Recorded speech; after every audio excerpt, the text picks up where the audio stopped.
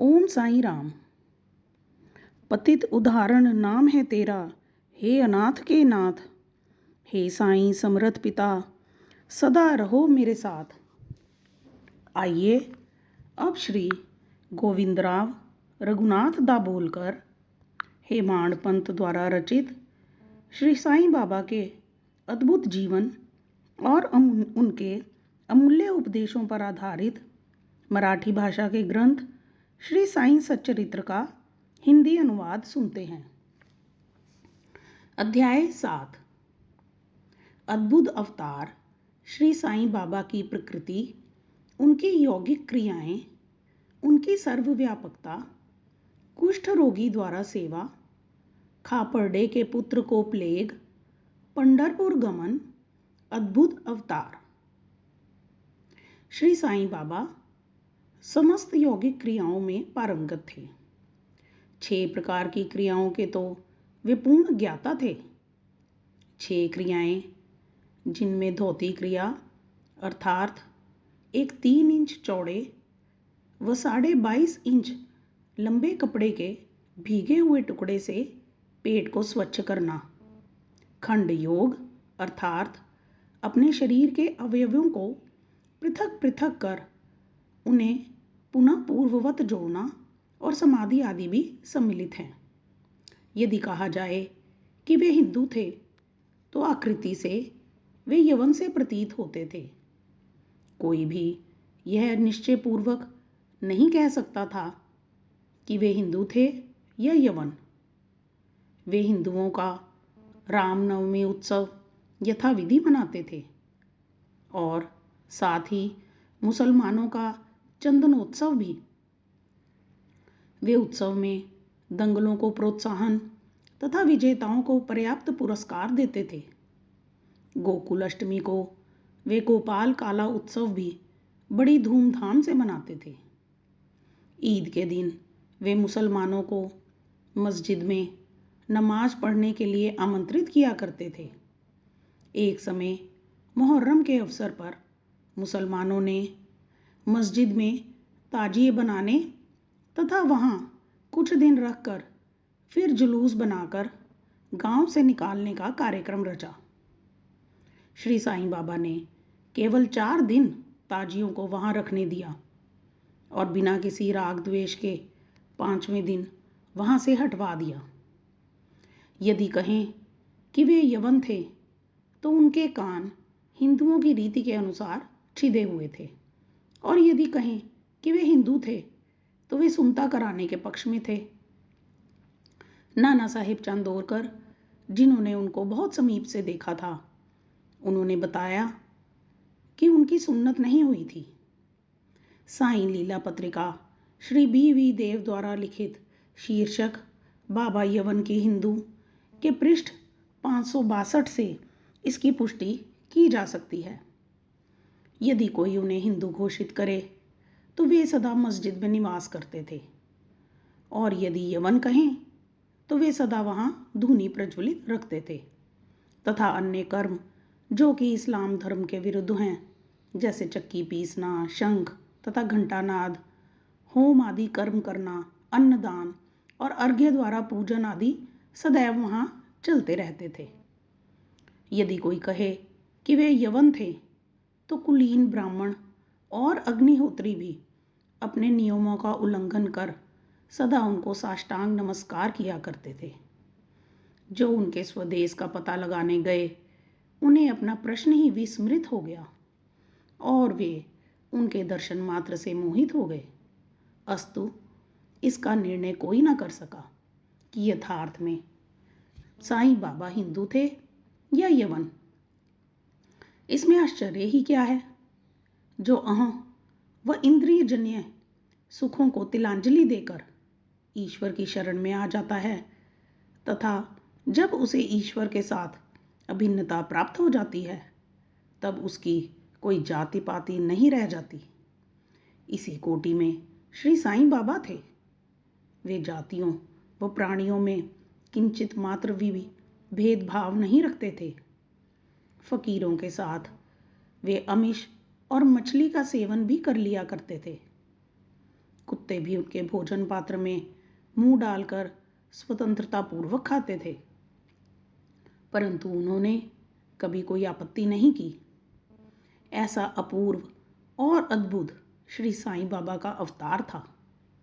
गत जन्मों के शुभ संस्कारों के परिणाम स्वरूप मुझे भी उनके श्री चरणों के समीप बैठने और उनका सत्संग लाभ उठाने का सौभाग्य प्राप्त हुआ।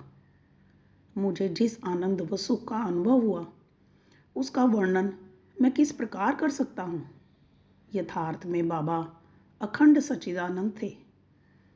उनकी महानता और अद्वितीय का बखान कौन कर सकता है। जिसने उनके श्री चरण कमलों की शरण ली उसे साक्षात्कार की प्राप्ति हुई। अनेक सन्यासी, साधक और अन्य मुमुक्षु जन भी श्री साईं बाबा के पास आया करते थे।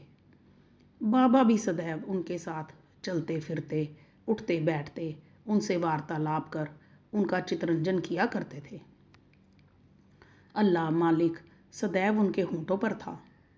वे कभी भी विवाद और मतभेद में नहीं पड़ते थे तथा सदा शांत और स्थिर रहते थे, परंतु कभी कभी वे क्रोधित हो जाया करते थे। वे सदैव ही वेदांत की शिक्षा दिया करते थे। कोई भी अंत तक न जान सका कि श्री साईं बाबा वास्तव में कौन थे। अमीर और गरीब दोनों उनके लिए एक समान थे। वे लोगों के गुह्य व्यापार को पूर्णतः जानते थे और जब वे रहस्य प्रकट करते तो सब विस्मित हो जाते थे।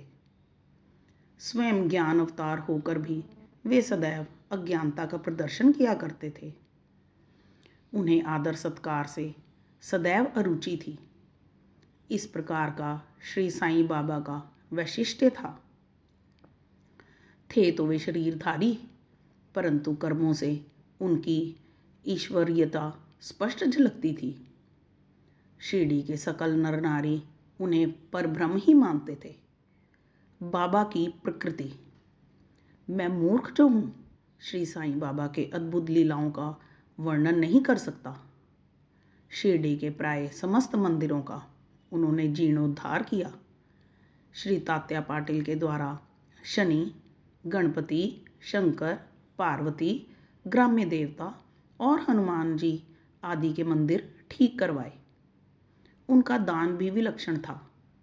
दक्षिणा के रूप में जो धन एकत्रित होता था उसमें से वे किसी को 20 रुपये, किसी को 15 रुपये और किसी को 50 रुपये इस प्रकार प्रतिदिन स्वच्छंदतापूर्वक वितरण कर देते थे। प्राप्तिकर्ता उसे शुद्ध दान समझता था।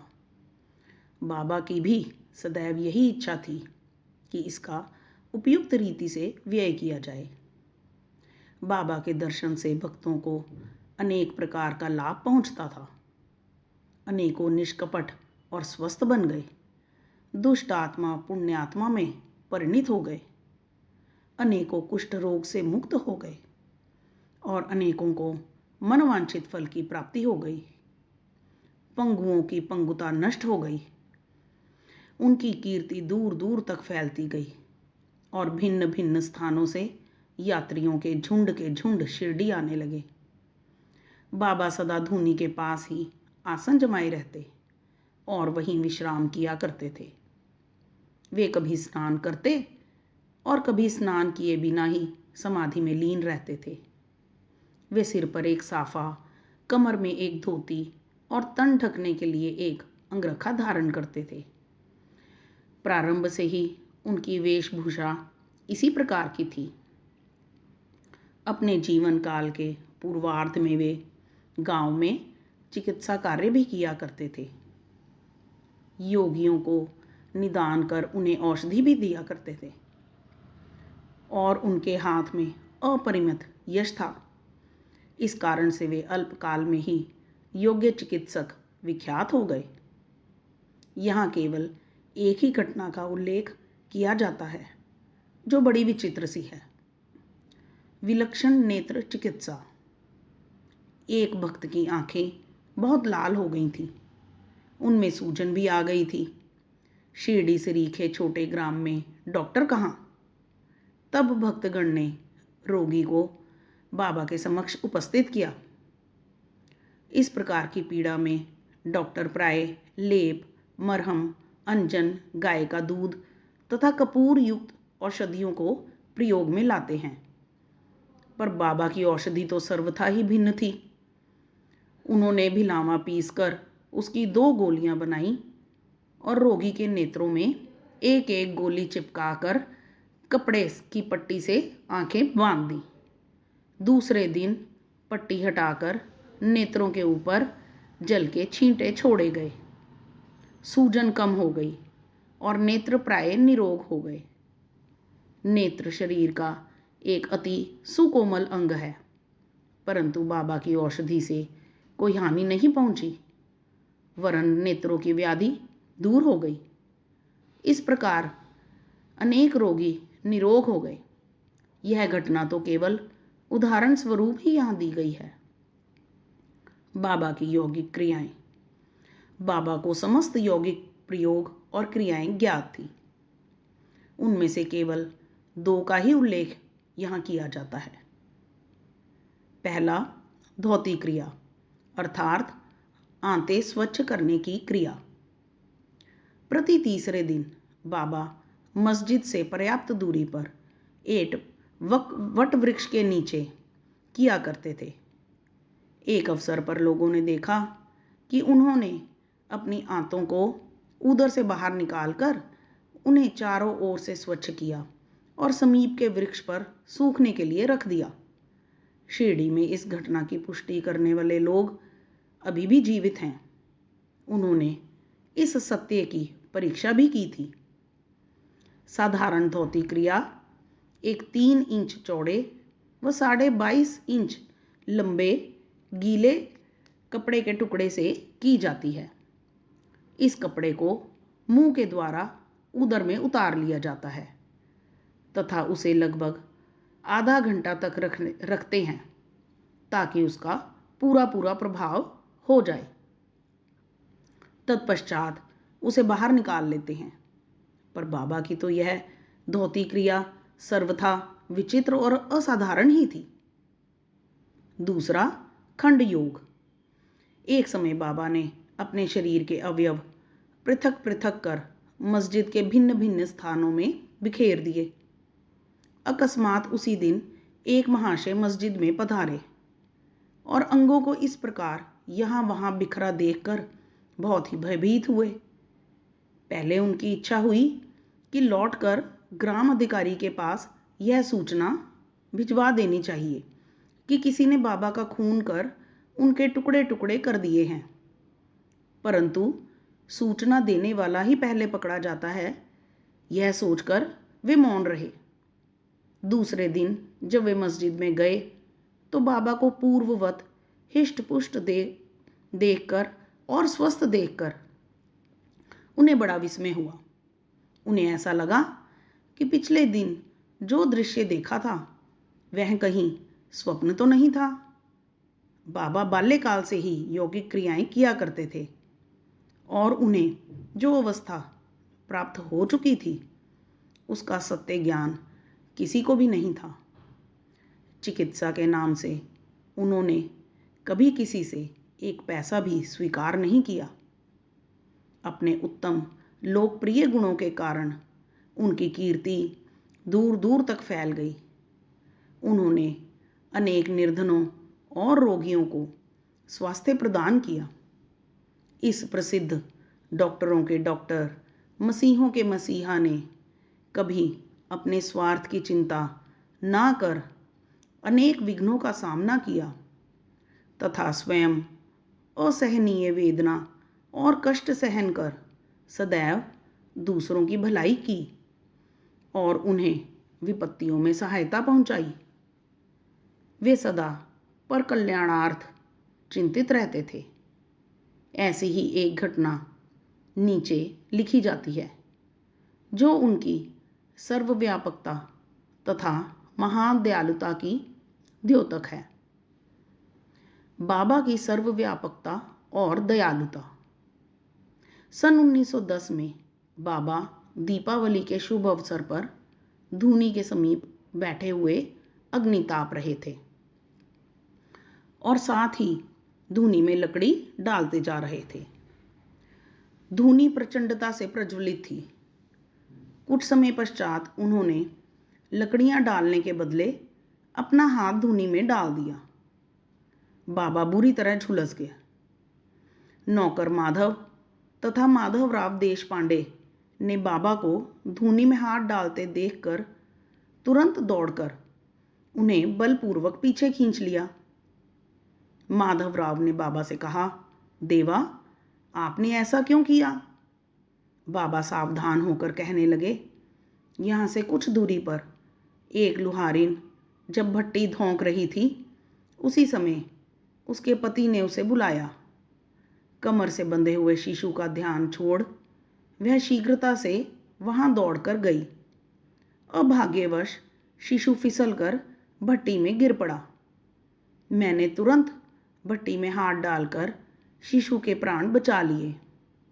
मुझे अपना हाथ जल जाने का कोई दुख नहीं है, परंतु मुझे संतोष है कि एक मासूम शिशु के प्राण बच गए।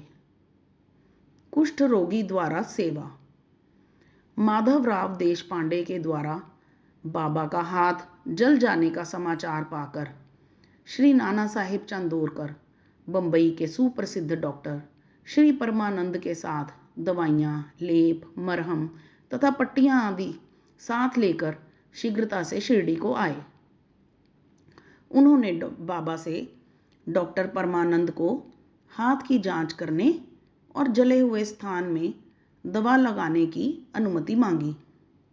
यह प्रार्थना अस्वीकृत हो गई। हाथ जल जाने के पश्चात एक कुष्ठ रोग पीड़ित भक्त भागोजी शिंदे उनके हाथ पर सदैव पट्टी बांधते थे। उनका कार्य था प्रतिदिन जले हुए स्थान पर घी मलना और उसके ऊपर एक पत्ता रखकर पट्टियों से उसे पुनः पूर्ववत कसकर बांध देना। घाव शीघ्र भर जाए, इसके लिए नाना साहिब चांदोरकर ने पट्टी छोड़ने तथा डॉक्टर परमानंद से जांच व चिकित्सा कराने का बाबा से बार बार अनुरोध किया।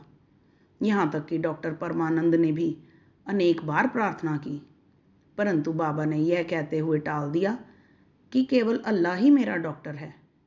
उन्होंने हाथ का परीक्षण करवाना अस्वीकार कर दिया।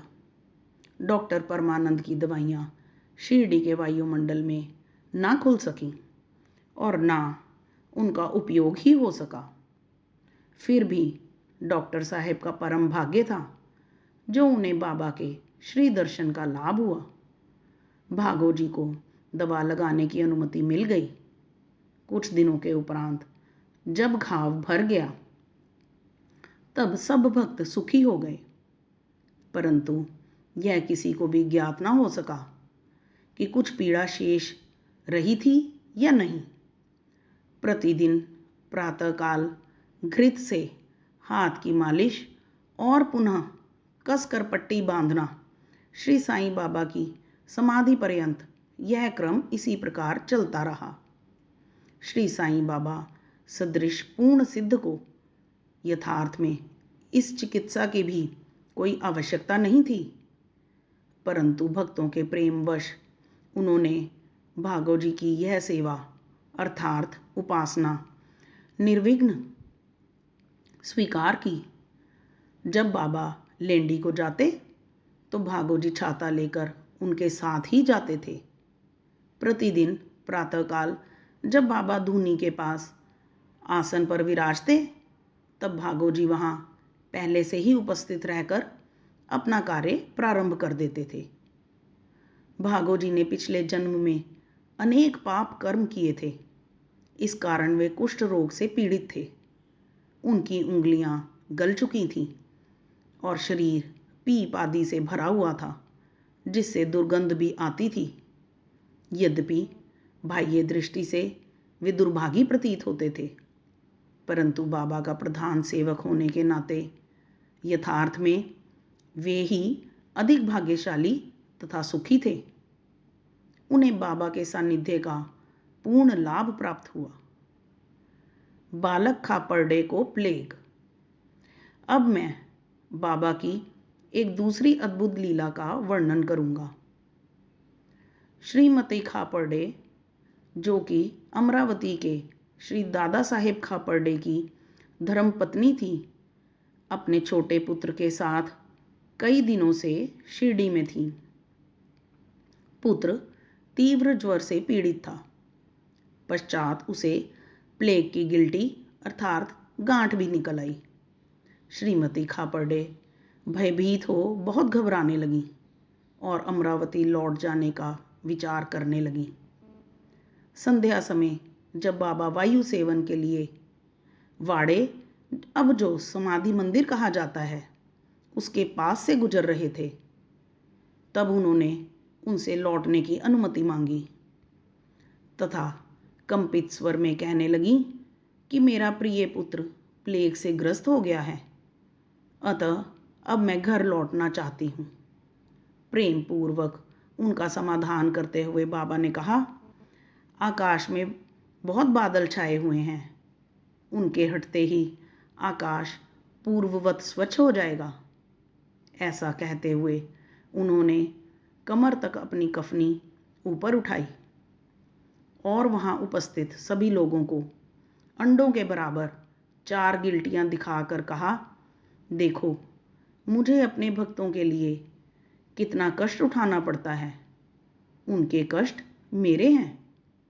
यह विचित्र और असाधारण लीला देखकर लोगों को विश्वास हो गया कि संतों को अपने प्रिय भक्तों के लिए किस प्रकार कष्ट सहन करने पड़ते हैं। संतों का हृदय मोम से भी नरम तथा मक्खन जैसा कोमल होता है। वे अकारण ही भक्तों से प्रेम करते और उन्हें अपना निजी संबंधी समझते हैं। पंढरपुर गमन और निवास। बाबा अपने भक्तों से कितना प्रेम करते और किस प्रकार उनकी समस्त इच्छाओं तथा समाचारों को पहले से ही जान लेते थे, इसका वर्णन कर मैं यह अध्याय समाप्त करूंगा। नाना साहेब चंदोरकर बाबा के परम भक्त थे। वे खानदेश में नंदूरबार के मामलतदार थे। उनका पंढरपुर को स्थानांतरण हो गया और श्री साईं बाबा की भक्ति उन्हें फलदायी हो गई, क्योंकि उन्हें पंढरपुर, जो भूवैकुंठ अर्थात पृथ्वी का स्वर्ग सदृश ही समझा जाता है, उसमें रहने का अवसर प्राप्त हो गया। नाना साहेब को शीघ्र ही कार्यभार संभालना था, इसलिए वे किसी को पूर्व पत्र या सूचना दिए बिना ही शीघ्रता से शिरडी को रवाना हो गए। वे अपने पंढरपुर अर्थात शिरडी में अचानक ही पहुंचकर अपने विठोबा अर्थात बाबा को नमस्कार कर फिर आगे प्रस्थान करना चाहते थे। नाना साहेब के आगमन की किसी को भी सूचना न थी, परंतु बाबा से क्या छिपा था, वे तो सर्वज्ञ थे।